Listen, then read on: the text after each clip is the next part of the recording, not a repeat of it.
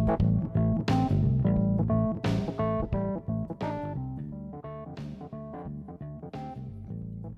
everybody, and welcome back to episode 2 of the UB Pointers podcast.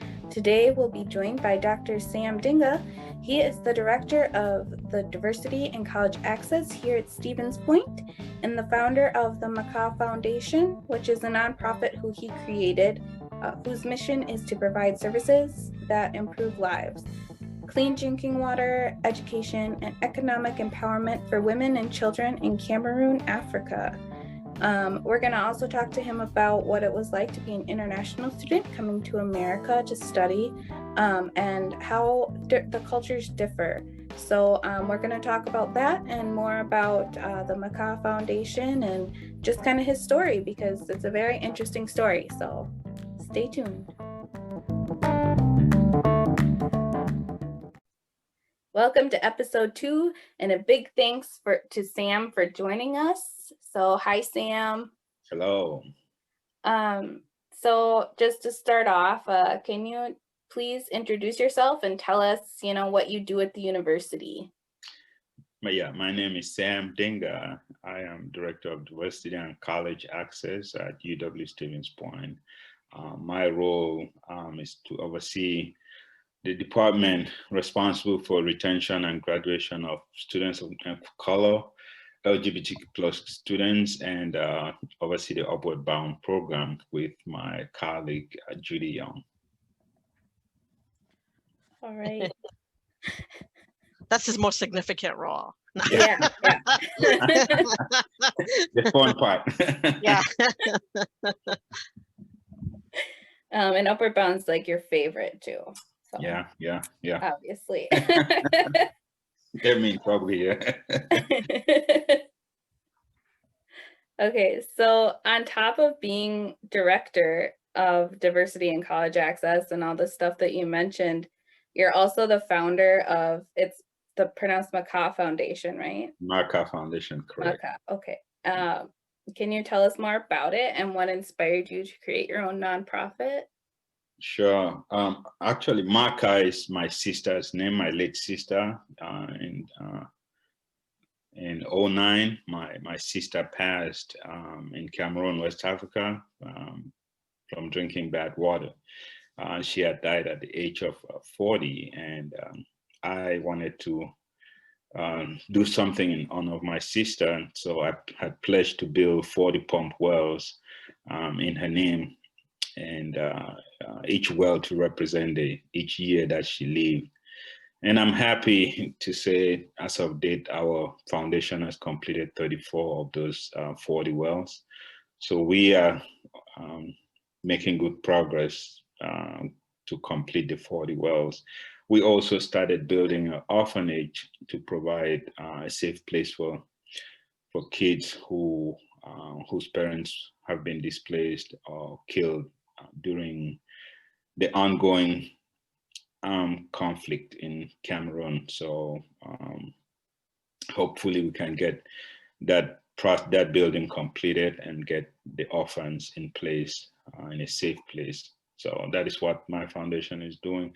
Apart from that, we also work with a lot of women groups to empower them in education, helping them self-sufficiency. So we have been doing that, helping a lot of those women group to register as recognized common initiative groups, as they are called in Cameroon. And so we help them register so they could receive benefits, government benefits. They're recognized, and their members can work as a recognized organization within Cameroon. So that's basically our mission, helping women and children, especially in areas of education and empowerment. We also do back to school drive, collecting backpacks, pens, pencils, slightly used shoes and some clothing, and ship them out to Cameroon to help kids get ready to return to school. So we try to make sure those things arrive before September so the kids can have the equipment to go to school. It keeps us busy, trying to make sure we work with a lot of the kids that we meet. We cannot satisfy all of them, but we try as much as possible to help the ones that we come across. So in essence, that's what my foundation does. That's awesome. Thank you. That's really awesome. So what can people do if they want to help out? There are a lot of different ways that folks can support the organization. Social media being the big thing. I think if people can like us on Facebook, MaKah Foundation, that would be huge, and help to share things that we're doing. Currently, we just launched a Cheers for Clean Water, hashtag Cheers for Clean Water. And the goal is to, have people donate and make a video and challenging others and share those videos with us. Again, hashtag Cheers for Clean Drinking Water, Cheers for Clean Water. And so we have different platforms. We have Facebook, Instagram, Twitter. So any of those platforms, if you use them, you can find us there, join our campaign that way. In the past, we have been fortunate to be able to travel with a lot of community members and students from UWSP to Cameroon to build those pump wells. And we will continue to do that once we're out of the pandemic and the borders of Cameroon open for people to come in. So we will continue doing that. So folks who are interested in traveling, we can also travel together to Cameroon to do the work that we do. Also, again, sharing the message, just sharing with others, recruiting people to donate and support the work we do. If your church is interested in supporting our projects, you could share with them. Go to makahfoundation.org and you could find more information about how to reach out to us. Again, either contributing or helping to do a drive to collect some of those backpacks, pens, and pencils, so we can help ship them out to Cameroon to support the students. As we continue with the orphanage project, I think there's going to be a lot of work that will be needed to support the kids who will reside in the orphanage. So we are not there yet, but right now it's just raising funds to complete the project. Our target time was December 2020, but the pandemic slowed our fundraising ability. So right now we're hoping that our Cheers for Clean Water campaign can at least help to generate funds to complete the remaining 6 wells, and maybe some of that money could be used to complete the orphanage. So those are some of the ways that folks can be a part of what we are doing. Sam, you came to America for school. Can you tell us about your experience being an international student in the U.S. podcast and so on about well? Well, I always remember my first day in America, how cold I was. But I've always I went back and looked. It wasn't that cold, but I was just cold. And, yeah, I can't imagine. Arriving at Central Wisconsin Airport, it was just so cold, and I asked the student who came to pick me up. I asked him, "Why do people live here?" I didn't even say how. I said, "Why?" I ask myself that still every year. I just couldn't fathom that. But strangely enough, it seemed like you never get used to the cold per se, but I think you learn to live with it. So I've learned how to dress properly and survive the winters, and learning and understanding football, which is not a game I was exposed to prior to coming to the United States. I think it's a great thing that football happens in the winter season, so we sit back and watch football. So that really helped. But being on campus, I think I was fortunate. I was in praise teams with other international students, so I get to meet I met a lot of students from different areas: Saudi Arabia, Micronesia, uh, China, Japan, Nigeria. Some of my best friends, I met them during my time in my time living in prisons. And so it was a great experience for me. The early days were challenging to me. Apart from the cold, getting used to American food was a big challenge to me. Still is today. I've just learned to find the things I like and find areas where I could buy the things I'm used to. And so, but those were some of the challenges that I faced in those early days. But fortunately enough, the university had programs that supported students. And one of such programs was, I don't know what it's called today, but it was called at the time Host Family Program. And I was paired with a family here in the community, the Okre families, and they made life easier for me to stay. Um, you know, what that did to me was through connecting with their family, I could understand the jokes, Wisconsin jokes. There are a lot of things here in Wisconsin that even after being here for 18 years, I'm still learning every day. Like the things that it's only said in Wisconsin, Yeah. the certain jokes and things that I learned and picked up from the Okre family. And holidays, Thanksgiving fast became my favorite holiday, still is. Just hanging out with family and eating and watching football. Again, things like that really made staying here possible. Or at least I think it answered the question, why do people live here? And I think that was a great program. I hope it still is continuing. And for me, it made me stay in Stevens Point.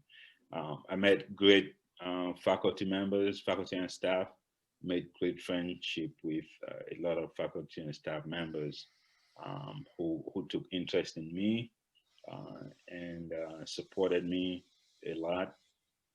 So generally, I think the support network that I experienced here made me stay. Um, Even after obtaining my degree, my undergraduate degree, I had looked forward to doing a master's degree, which I did, and I waited for them to launch a doctoral program, which took too long, and then I went to Madison. And what is your doctorate in? My degree is in higher education leadership, and so I honestly waited for the UWSP program to launch, and it didn't happen on time. I became eager wanting to finish that before my kids got older, so I moved on. But I'm glad I got to degree from Stevens Point. So you're hanging out at one of those gorgeous beaches in your home country, and you're like, I'm going to go to school in the United States. You spun a globe and it landed on UWSP. How did that That's a nice way of looking at it. Actually, what happened was my elder brother went to school in Stevens Point and talked a lot about Stevens Point and the great people. One of such people who had an impact on my brother was Dr. Founder of MaKah, who was at the time director for international program, student program. And he talked a lot about him. And so I actually applied to a couple of schools in the United States. And I immediately received those computer generated letters. And but when it came to Stevens Point, I received a handwritten note from Dr. Founder of MaKah. It was about 5-6 lines, a really short note that said he was very interested. He was happy that I applied to Stevens Point and interested to getting to know me. And there was a phone number at the end of the letter. So I called that number, and he said, This must be a very expensive call. Let me call you back. And I thought he was just blowing me off, Mhm. And sure enough, 10, 15 minutes later, he called back. To me, those little gestures, kind of, it confirms, really affirmed what my brother was saying, that Stevens Point is a special place. And I knew I wanted to come here. So that did it for me. And when I met Dr. Fang, I knew immediately my brother was correct. He's a nice guy and wanting to help everybody. And so things like that really influenced me as an individual. I try to make sure that I go that extra mile, do those little things, be the difference, and support people, do the little things, not the cookie cutter letter that everyone will receive. So Mhm. that's how I ended up in Stevens Point. Okay. Well, Cool. I felt very welcomed when I came. So, That's and nice. I actually knew you before I started working here. Is that I knew right? of you, I guess, because you came to talk to one of my classes, one of Sterling Wall's classes, and Okay. you came to talk to him, and I was like, that's a cool guy. and then I worked for a Boys and Girls Club, and then we had our dinner, and you were there, and like you gave like a little speech, and I was like, oh, I know him. The cool guy again. Yeah, I'm like, oh yeah. And then I found out that you're the director of this. So I was like, oh, cool. Yeah, I spoke at a lot of different classes, especially Sterling class, and he still is my mentor, and one of my mentors, Sterling. He's one of those guys that I admire. Doesn't give up no matter what. He gets things done. Call him crazy, but I love him to death. Um, Most of the time when I feel stuck, with something, I just go talk to Sterling, because he doesn't take no for an answer. He just figure out a way to get it done, and I always go back to him to rejuvenate that mindset, and he's really good at it, and that's why I like being around him. A lot of people on campus impacted me and continue to be my friends. So I really like being around campus and getting to know more people. Sam, when you were a student, were you, I'm probably like super dating myself here. Were you like involved like in student like SGA? Were you like a senator or? No, actually, I was not. I would have, when there was an opening. The one position I really wanted to do was inclusivity director. Um, but the year that I could have been the inclusivity director, I was the president of International Club, Okay. and I didn't want to do both at the same time, because Okay. I was paying out of state tuition and had to work, a lot. I had, at one point, I had about 4 jobs on campus, and I belonged to other organizations. I think there was a sociology club. I was very involved with the Newman Center, and so I was president of International Club, and so I wanted to finish my term so I could join SGA. But because I was paying out of state tuition, I didn't want to continue to rack up debt. So I figured out a way to graduate as soon as possible. And so I started taking 21 credits, and so I was able to graduate in 2.5 years. Oh, wow. Wow. Because I just remember being diversity in college access. We've gone through a lot of name changes. We were cultural diversity programs, then we were multicultural affairs for a long time. I just remember being in those meetings, and your name came up a lot as like a student involved in a lot of things. And I must have been with the international dinner. Yeah, well, I was involved in a lot of things, but not SGA. I really wish I could have. It's just given the different things I was doing and had to work a lot of hours to bring down my balance. it wasn't feasible for me to do SGA. But I continue to work with SGA in my capacity as director for diversity and college access. But I wish that's the one area I would have gotten involved in. The only club I was involved in college was the international club. So, I mean, I loved every second of that because I was, it wasn't at Stevens Point, but I met people, and I've been I'm still really good friends with people from all over the world, which is a really awesome experience. So, yeah. All right, and it's time for our reminders break. So a couple of reminders that we have for you is to RSVP for our fall workshop. Even if you're not coming, you need to let us know. You can find all of that on our website, which you guys should know where to go. But if you don't, it's UWSP, and then just type in the search bar Upward Bound, or just Google UWSP Upward Bound and you will find it. School visits are also on Thursdays, either from 4 to 5 or 8 to 9. If you want to know more about that, then it's also on our website. Also, a lot of you have not accepted your Canvas notifications or haven't logged into Canvas, so we really ask that you do that. If you're having issues logging in, just let us know. Shoot us a Facebook message, email, so we can help you get that. What we're doing in school visits in November is we are working on scheduling. So it's really just me going through your schedule with you and helping you figure out how to get control of all this homework and your crazy schedules right now. So it's real important that you come to this one, at least if you haven't gone to any of them, because this is the one that's probably going to be the most help to all of you. On top of that, tutoring is on Mondays from 7 to 9 or by appointment.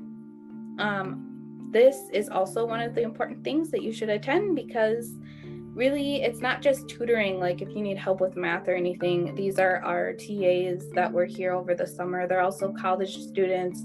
They're dealing with school, work in the midst of a pandemic, similar to what you guys are going through. So they're really going to be a great asset for you. So I would strongly encourage that you log into tutoring, which is also on Canvas. Again, that's why it was very important to log into Canvas. And it's going to be from 7 to 9 on Mondays. You can show up at 8:45 if you just need a little appointment, or you can show up right at 7.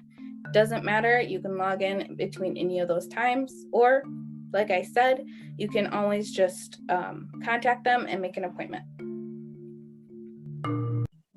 So, Sam, you mentioned the food and the weather changes and getting used to some of the jokes. What were some of the other big cultural differences you found between home and UW Stevens Point?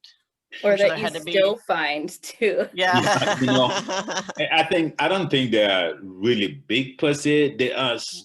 Some of them are so minute that some people might not see it, right? They are the funny one. Let me start with the funny one. So yeah, I had read books and watched movies, but I did not understand the middle finger, right? Okay. I did not understand the middle finger. I must have missed that or didn't get the concept watching it on the movie, But so I had an experience where I was driving at the 4-way stop sign on there's somewhere on I think it's Maria Drive, and so I stopped at the stop sign, and I was eager to go, and I think the other guy too was eager to go, and so he saw me being eager to go ahead of him, and he gave me the middle finger, and I thought he meant go ahead, so I did. Oh. So I went through, and then a couple of days later, somewhere on 2nd Street around the co-op, I was in this 4-way stop sign, and there was an older lady on the other side of the street, and so I'm encouraging her to go, and I did the middle finger to her. No. And she gave me this strange look, like, what? So I used both hands, like My thought, I thought I was being double polite. That's probably like the greatest thing I've heard ever. So Oh, she was not happy. I could tell that. I think she was really upset, and I couldn't figure it out. So when I went to visit my host parents, as we call them, at Oaktree, I asked her what that meant. Oh, and she just said, "Oh my God, what did you do?" And I explained the situation. She said, "No, it doesn't. It doesn't mean go ahead. This is what it meant." And so, so then I did not use that any longer. So so that kind of cultural differences of hand gesture, I started trying to learn those. And then there were certain things that we were told when we came here as part of the training, little things that, little clues that Americans would do, or Midwesterners, for example. They said, if you were visiting somebody's house and they said, it was nice of you coming, that's a clue to say it's time for you to leave. So things like that, where people don't, it's not spoken or written somewhere, but people just get that it's a clue, or calling somebody in advance to let them know you're visiting. In my country, you just show up. You don't have to call or let them know, you just show up. And so I had to learn that here you have to call and be invited and things like that. And pay attention. Once they say what's nice of you coming, it means it's time to get out. And move on. Yeah. Move on. And then the one that still gets me, there's a lot of things that people say here in Wisconsin. You all know when William said he didn't have a green thumb. I was like, oh no, what happened to your thumb? I'm still trying to figure out a lot of those things. And it seems like every day somebody says a new one to me. I don't know. The idioms, like we're all in the same boat. I think you told me that story once. You're like, what boat are we in? We're all in the same we're in the same boat. I'm like, well, I don't remember being in a boat.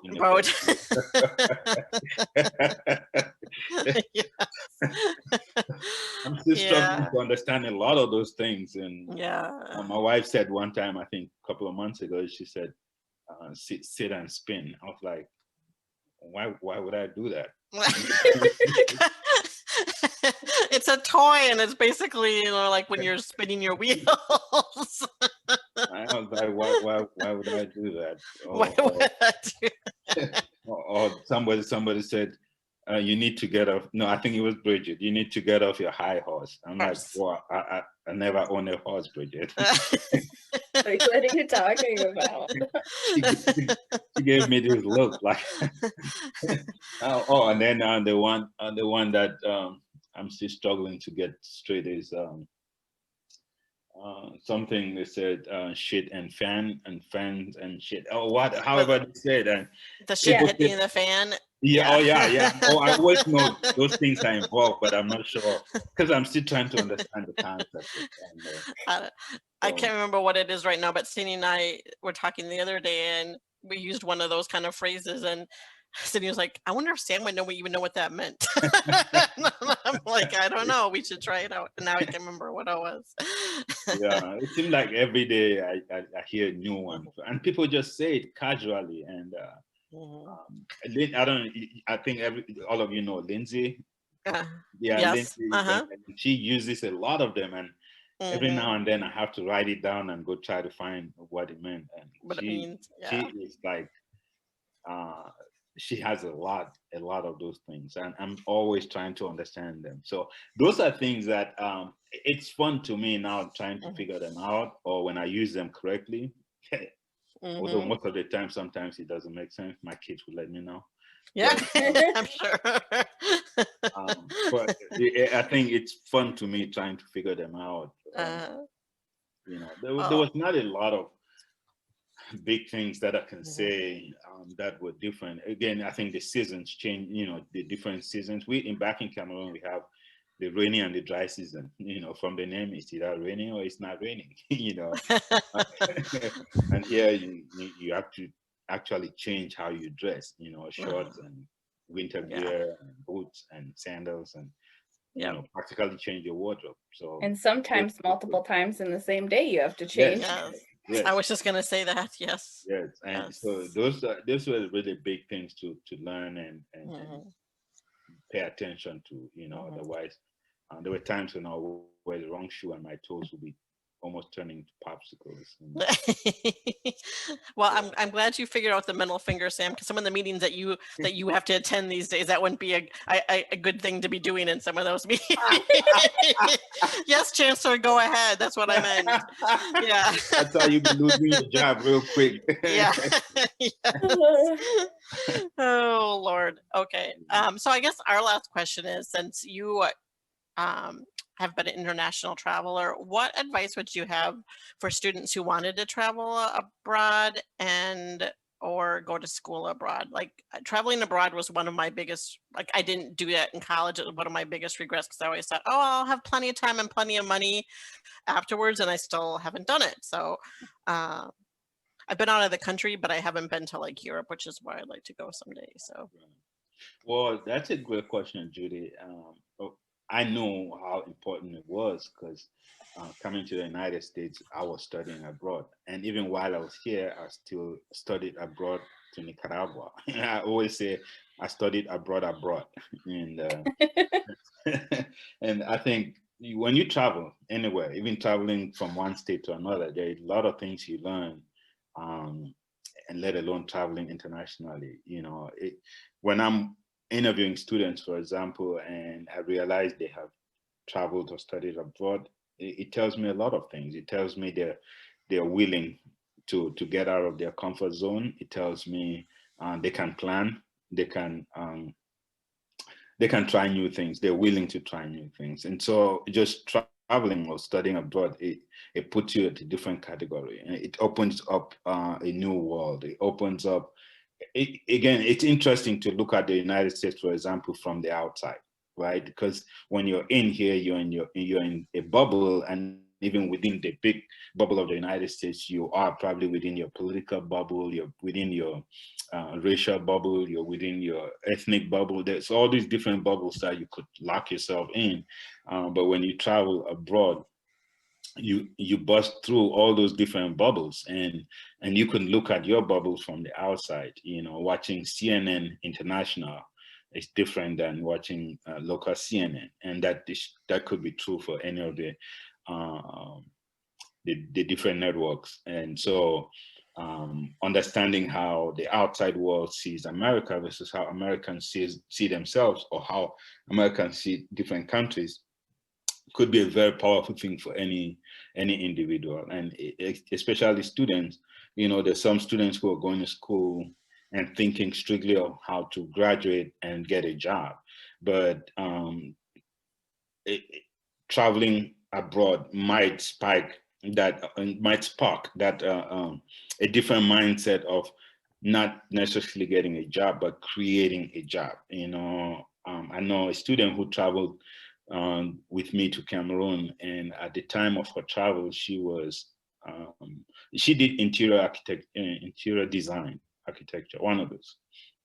And at the time of our travel, she was just trying to graduate. That's all she was looking forward to. I just wanted to graduate, and she was not sure what she would do with her degree, or how she would really use her degree. There were a lot of tools that were given to her within her program, but she was not feeling it, so to speak. But during the travel, something clicked. She started saying, how about if I were to learn about African interior designs and fuse them with my Midwestern designs, not just homes, but office spaces and different types of spaces and landscaping. And she talked about, she just got excited, and throughout the trip, she would take pictures of different things that she could use to create the different spaces that she hoped to be working with. And she said, it doesn't even seem like something like this exists within my sphere, the area where I plan to operate. So I might be forced to start a company like this. And I was excited to hear that, because I've always thought of how this could really impact the student, traveling or studying abroad, how that one move could change the trajectory of your life. And this was a good example of that happening. I was happy to hear the student, moving forward and doing an internship, doing a graduate program, and is hoping to start her own business using what she learned during that trip. So I really encourage students to do it. And like you said, Judy, life happens, things really change. The best time to do it is when you're a student. Yes, it could be expensive for some students who might not get the financial support, but there's always a net gain. What you benefit from those trips, I think, will eventually outweigh the financial burden that might come with doing the trip. So I strongly encourage students to do it. When you go into interviews, employers are excited to know that you have traveled. And if you're lucky and your employer or the interviewer starts talking about your experiences, if they have done it too, it could really play to your advantage. So there are a lot of benefits that could come from traveling abroad.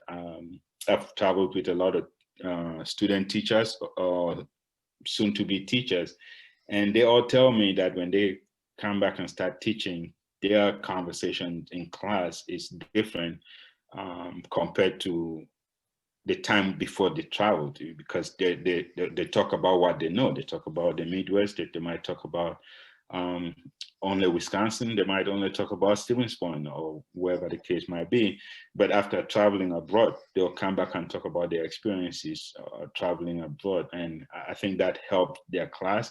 It helps them see things from multiple perspective and help their students to start exposing them to the knowledge and importance of traveling. So I strongly encourage students to take advantage of it if they can do it, to travel abroad.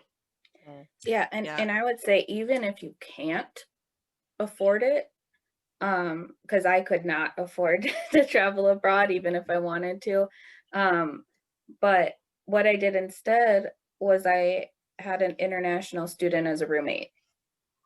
And then I joined International Club because she was my roommate. And then I learned different perspectives from multiple different countries. So, I mean, that's, it was really cool because I roomed with somebody who was from Pakistan, and she was very, very, very reserved. Whereas the other guy from Pakistan, who was also, I call him my brother, that's how close we are. And he had a different perspective than she did, and they're from the same country. So you learn a lot, more. Yeah. And again, too, when it comes to cost, I've always encouraged students to go talk to the folks in the International Programs Office. There are scholarships. There are even within the different study abroad programs, there are scholarship opportunities from those different programs. So they are, and sometimes students assume that the program is expensive. And when I ask them how much the program costs, they really don't know because they've not looked into it. So it pays to go to that office and talk to them. I know the staff in that office, they are a wonderful team. So just going there and talking to them and exploring scholarship opportunities could be a great start for any student looking to study abroad. Well, sure. And then you can even get your financial aid. Like, I think some students think that that's like, something you pay for above, but no, it's like you're in school that semester, so you can use your financial aid for that. So definitely. Yeah. So, and every student I've known who's gone abroad comes back and saying it was a life changer. So that is my biggest regret from college. And one of these days I will get to Europe, and hopefully not when I'm retired and can't, climb any stairs or something. Well, you can go with Maggie. Maggie's my sister, for those who don't know. She traveled to England and to Peru. So she loved England the most. And one of these days she's just going to go back and then live there. But so she got to travel abroad twice, but she really wants to go back. So maybe she can just take you, Judy, and you guys. Yes, can go, England is on my list. Yeah. All right. Well, that's all the questions that we had for you. Is there anything else that you'd want to say, or Judy, do you have any other questions? Or no, I just appreciate Sam giving up his morning to chat with us and help the students get a different perspective from somebody else on the university besides Upward Bound staff, who they probably stopped listening to already. Yeah. Well, I like to tell students to, carve your path. Your path. I don't think there's any path that is designed for us to come and fit in. We take the tools from lived experiences, our parents, education, and everything, and design our path. And so I tell students, be deliberate about it.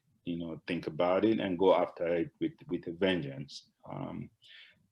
I've always said you cannot drift to the top, whatever your top might be. You cannot drift to that top. You have to climb. You have to do the work. You have to put in the time. Procrastination will not make that happen. Make plans, write them down. It's not a plan until it's written down, and implement them. Make sure you don't take no from anybody. Everybody either reports to somebody, and so forge ahead and be deliberate about where you're going, and make up your bed in the morning. As simple as that conversation with you yesterday. Yeah, as simple as that is. It's the greatest thing you can. It's the greatest achievement of the day if you start with that. And like the famous admiral said, if you have a really bad day, you'll come back to a made bed. And the good part is you would have made the bed yourself. So make up your bed and start your day like that. There you go. And you can say you accomplished at least one thing. Yep. Yeah. Great. Well, thank you so much, Sam, for joining us. And don't forget to follow the MaKah Foundation, and that's MaKah Foundation. You can find that on all social media platforms, so Twitter, Instagram, Facebook. Make sure to like that and share. Also like Diversity in College Access on Facebook. So yeah, thanks, Sam, for joining us. Hashtag. Yeah. Hashtag yeah, that's how they do. Cheers for clean water. Cheers for clean water. Yes. So, all right, thank you. Thanks again for tuning in with us and hearing all about Dr. Sam Dinga's life and his experiences. We'll be back again next month. If you have any ideas or something you want us to cover, somebody you want us to interview, just let us know. And yeah, we'll try to do the best that we can. So thank you for listening. We appreciate you.